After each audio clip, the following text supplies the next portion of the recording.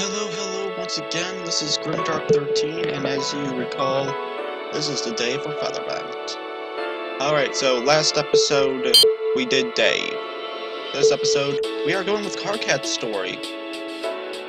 And I just noticed the little circle in the center. That looks like a cobra. I guess we'll find out what that's about. Alright, let's get this underway. The floor is empty. A breeze skims the spaces, keeping the trees apart, grazing the hollows of abandoned nests. Lifeless fields framed by gnawed roots and spotted with patches of reburied dirt. A familiar note is produced. It's the one desolation plays to keep its instrument in tune.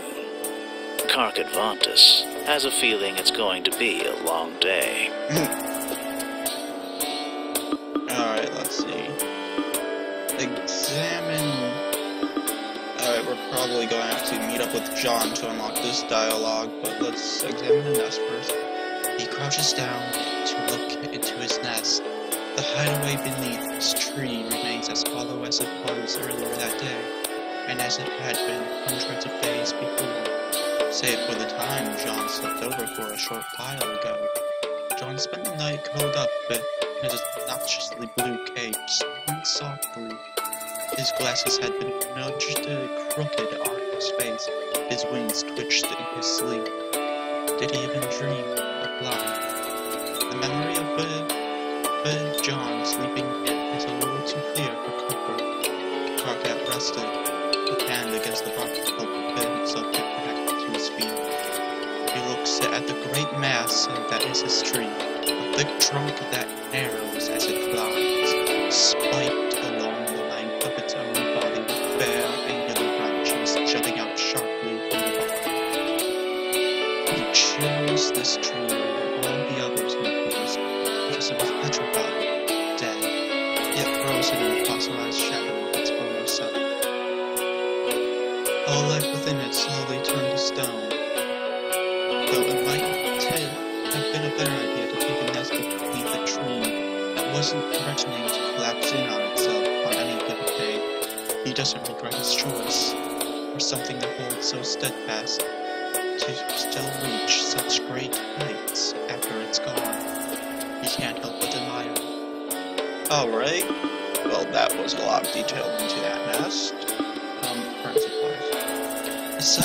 Okay, so I'm realizing that they haven't shown Karkat at all yet. Unlike with Dave, where every time you picked an option, they automatically showed you Dave and he started talking to you. So, quite different there. Aside from his shovel and sickle, Karkat keeps his miscellaneous supplies packed neatly away in a bag beneath the tree, for swift portability in cases of emergency. He pulls the bag out and takes inventory. An old pencil nearly sharpened down to the nail. A thermos. A small collection of berries. 2 rocks. One about the size of his hand with a rough surface used for washing. And another smaller with a finer surface, used as a makeshift whetstone for a sickle. A modest collection of extra clothes. He is not proud of their origin, yet the clothes he arrived on the floor wearing would not last him forever, and the dead would not miss their belongings. Finally, there's a sheet of paper folded up, folded into a tight square and a single line green feather. Karkat immediately realizes he is due for a trip to the law.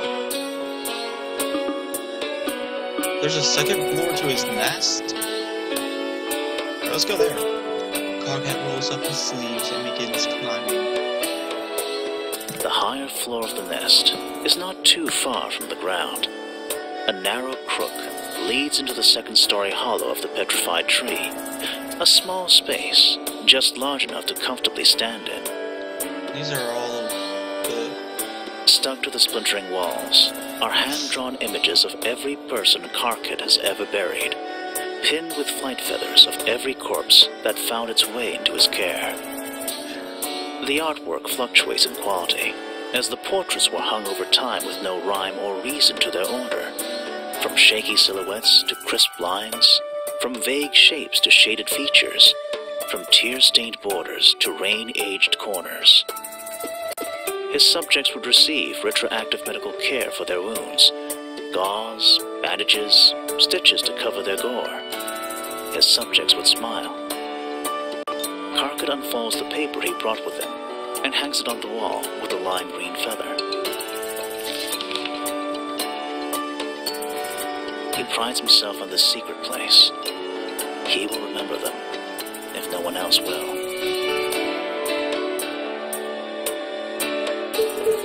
Oh, we can click on each of them.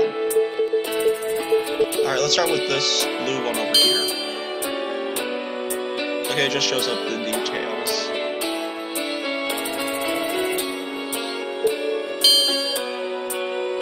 Wow. Try to see if any of them look familiar in any way. Doesn't really look like it.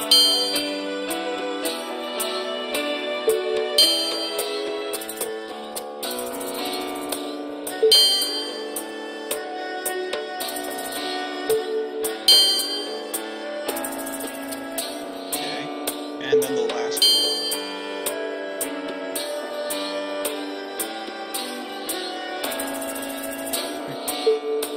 That was actually a pretty nice little gallery right there. Alright, time to go meet up with John. John had been visiting the floor on a regular basis for the past few weeks. He always brought food and water, and spent the majority of his time teaching Karkat the science behind flight, which, contrary to Karkat's beliefs, wasn't as simple as flap your wings and go. Their lessons were peppered with casual conversations about trivial things Karkat could never remember afterward. John's intentions may have been honest, yet Karkat couldn't stop himself from feeling on edge with the new, constant presence. As Karkat liked to phrase it to himself, spending years in isolation on the brink of survival didn't do much to equip him with satisfactory communication skills. So he's antisocial like a lot of us. If he were being honest, being around other people made him downright uneasy. Yeah, that's me. He runs over preconceived topic starters in his head as he makes the trek to their normal meeting place. Karkat draws a blank as JohnKat catches sight of him and smiles. Oh, the JohnKat! Good morning. Did you do your warm-ups today? Yes. My wings haven't atrophied, you know. Why do I have to do these stupid exercises in the first place? Your wings might be in decent condition, but you've never used them to fly before. So, I use them for other things. Like what? Yeah, what else do you use wings for? Climbing. They give me leverage while climbing. See, once upon a time, I was struck by this brilliant fucking idea to live in branches in order to keep safe from predators. I ran with it right up until I got caught in a rainfall that knocked me on my ass and got me sick for a week. That's right about when I took to living underground. That's depressing. But hey, it's a place to sleep. When you're down to the bare essentials, that's all you really need.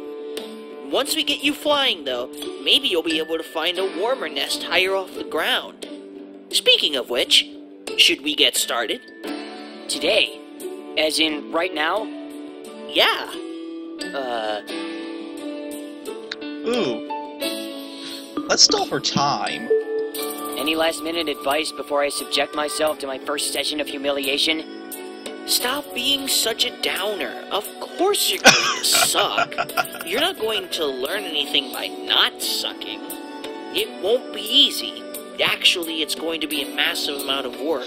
Well, he's right. And you're going to fail. A lot. But don't feel bad. Mastering something new is 10% learning and 90% learning what not to do. That's actually a very sensible way to think about it. Once you start flying, though, you suddenly realize how impractical all your clothes are. And we're back. What? Look, you were contributing to the conversation by expressing a decent sentiment that actually carried some minute shred of enlightenment. Can we go back to that?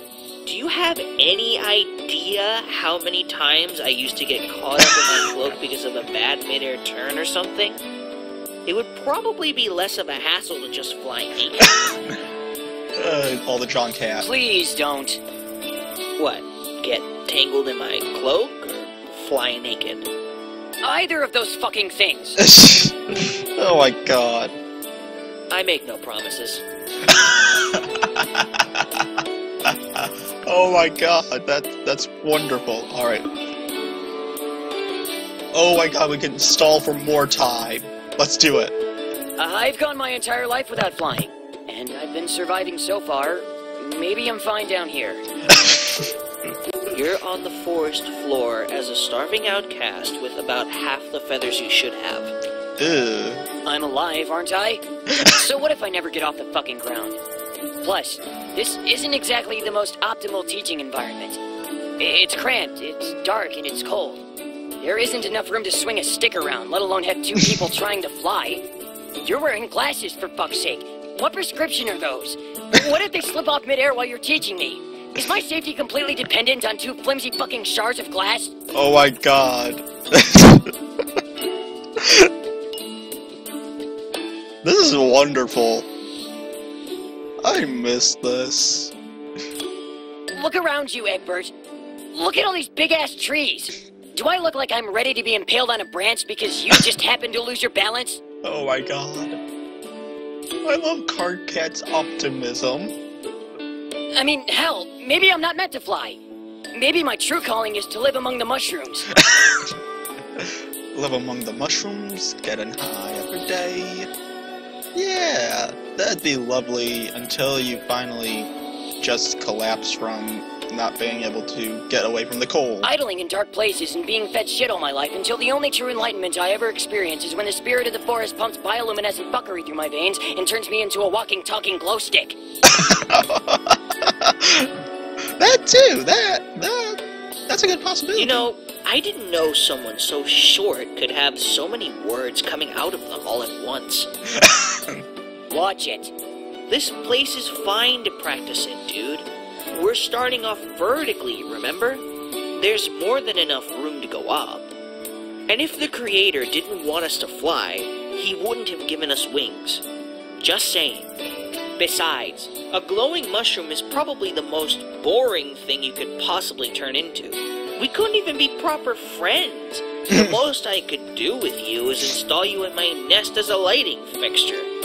And I guess you have no choice but to take me home and mount me against your fucking wall. Oh my god, JohnKat. That has so many fucking... What?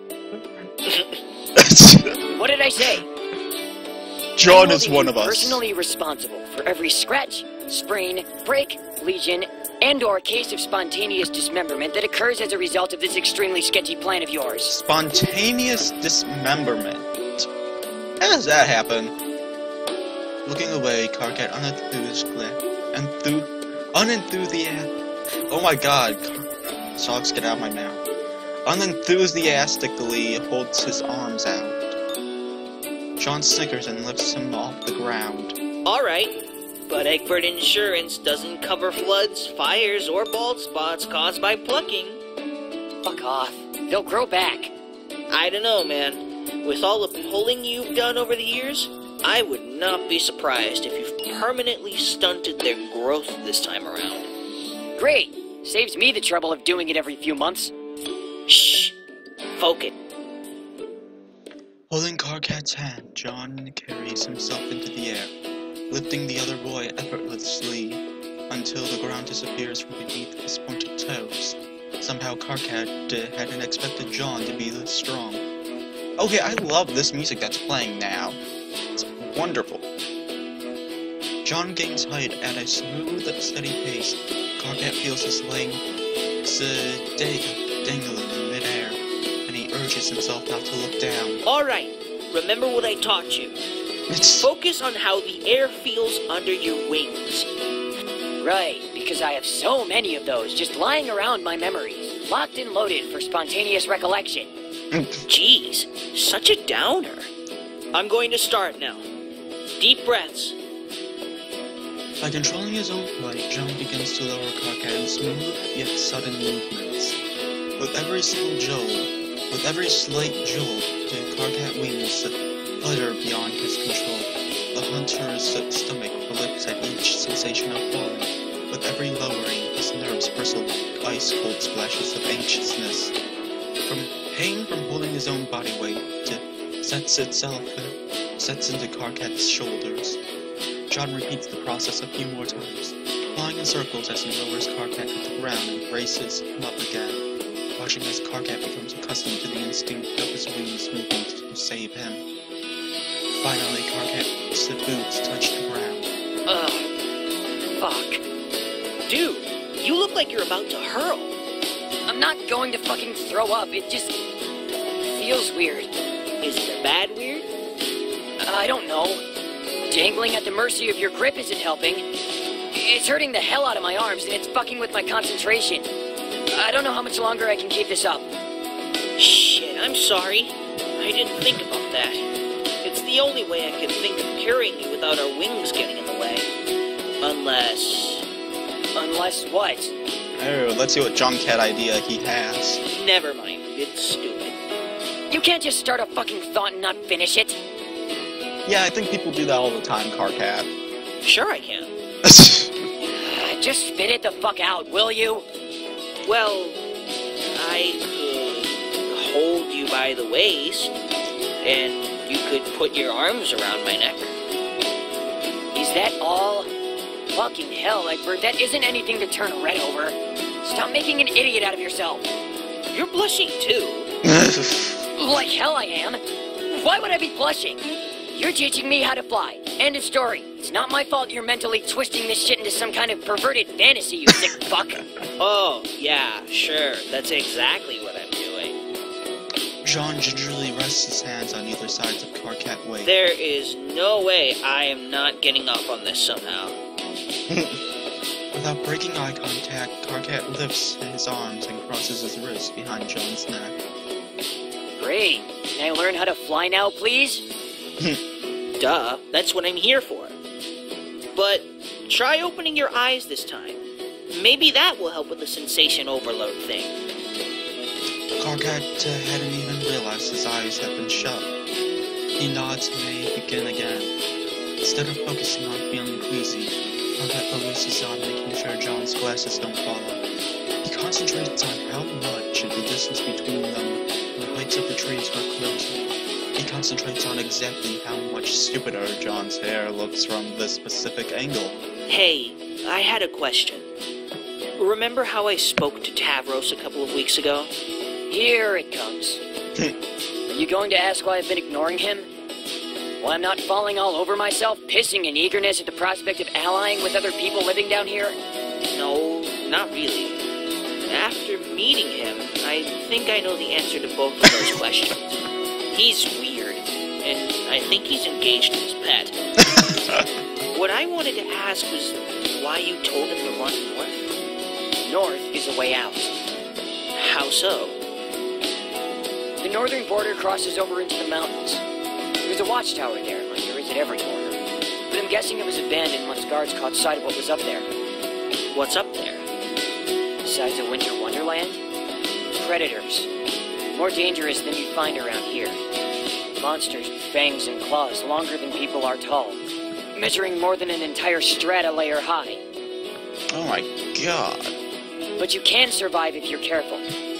Besides, for someone like him, risking death out there for a couple of days is a lot better than guaranteeing it down here during the sweep. Here we go again with the sweep. Are you going to tell me what you mean by that, or are you going to follow everyone else in being annoyingly cryptic? I am being annoyingly cryptic because I'm afraid if I told you what I had to do to survive, you'd worry to the point of mental breakdown and try to do something drastic. I'm not a worrywart. Give me some credit. You took a 6-hour round trip to provide food to a stranger you knew all of 5 minutes. I give you no credit whatsoever. Alright, new goal. Get you flying well enough to leave this place so you never have to do your secret horrible thing to survive the sweep ever again. If you can accomplish that, I might actually take you up on it. Shit. Wonder whatever happened to my old understory nest. All my stuff was still there when I left. Since you abandoned Nest, the mayor probably took it. You know how he likes hoarding. The I could not have mayor. entrusted my property to a better man. So, let me get this straight. you're going to teach me how to fly just as well as you do, lead me back to the understory via a secret passageway, and take me to the mayor to get all my stuff back. That's the plan. So chapter 4 is we are going to probably meet the mayor. What a fantastic idea. Of course I'm going to be able to fly just as well as a natural talent who's been doing it for years. I will hit absolutely no snags while passing through a back alley, which I can only assume isn't policed due to it being extremely dangerous, potentially deadly, and virtually unmaneuverable. There's no way the mayor won't give up his belongings he's had for years just because I let him know I'm not actually dead. Oh, and let's not forget the fact I'm assumed to be executed. So I would have to expend the remainder of my already miserable existence in hiding, due to the fact I've technically escaped from prison. There you go again, treading all over your dreams. One step at a time, man. You're here for this. I'm going to train you so you won't be here for the next one. Whatever it is you do to survive, though, would that mean Tavros is as good as dead if he doesn't do it as well? Pretty much. That's kind of sad. Seems like he's the only member of his community who's gone out and tried finding survivors. He's the only one in a very long time, actually. Maybe he deserves a shot at something better than go north and try not to freeze to death. Maybe. Man, I didn't even know we had mountains up north. Don't blame me. It's a long hike away. The mountains aren't counted as part of the strata. Maybe it's just because I've spent so much time in one tree, but it's so weird thinking about places that aren't part of the strata. Like, what else is there? Just saying, they're probably going to start making out. The strata doesn't encompass everything. Being here can make you forget that there are places in this world that aren't made of bark, and that aren't divided into arbitrary communal layers and rigid social classes based on some archaic caste system. Karkat? Places where the sky isn't obscured by leaves, and where the floor isn't riddled with bloodthirsty predators hiding around every fucking corner. There are places where you can look up at night and watch the stars. All of them, blanketing the sky as far as the eye can see. And I want to stand under them one day. Karkat? For fuck's sake, I am trying to monologue here. What is it? You're hovering. Shit! You're alright. It's alright. Holy fuck, we're high up. I know. I can't believe... I didn't think... Did you fucking see that?